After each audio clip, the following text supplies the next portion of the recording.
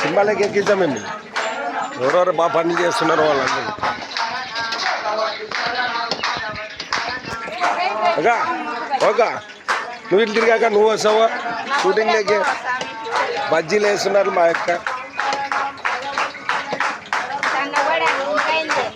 ఇటు తిరిగాయి షూటింగ్లోకి వస్తాను. వెళ్ళాక నువ్వు ఇటు తిరుగు.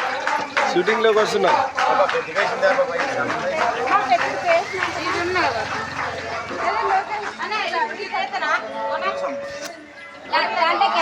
రవ్వది